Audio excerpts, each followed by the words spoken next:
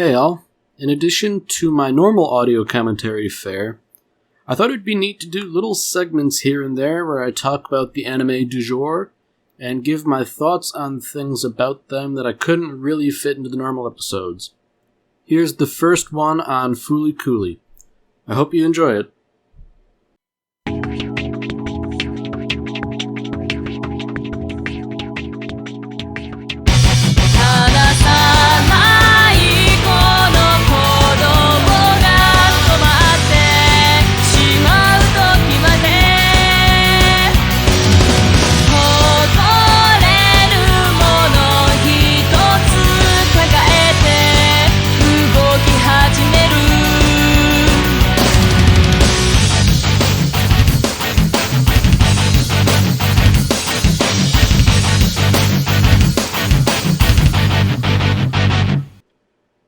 Fooly Cooly holds an interesting place in the hierarchy of anime I like.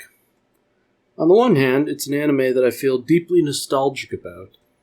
It dredges up intense feelings from adolescence and it resonates with me on a personal level regarding my own experiences. On the other hand, I only watched Fooly Cooly for the first time when I was about 20 years old.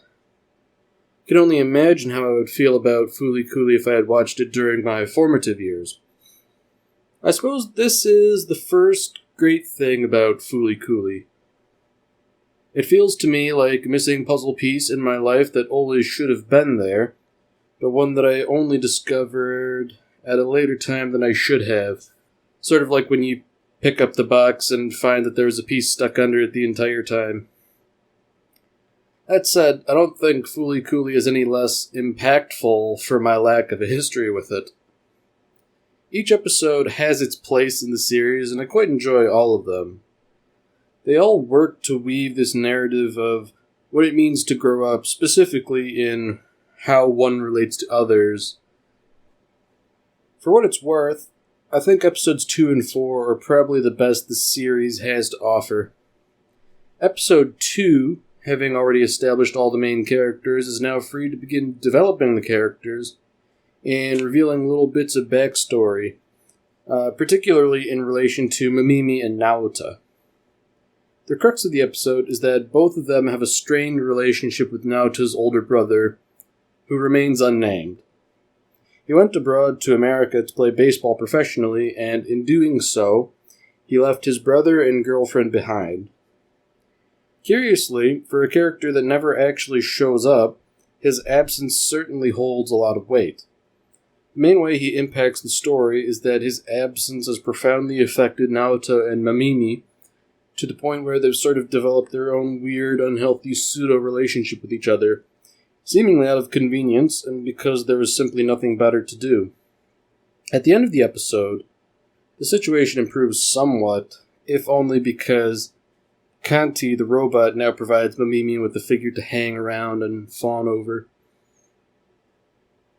Interestingly, and perhaps relatedly, the entirety of episode 4 revolves around baseball, which is already a meaningful activity for Naota, given that it's both his brother's profession and the reason why he left Japan in the first place.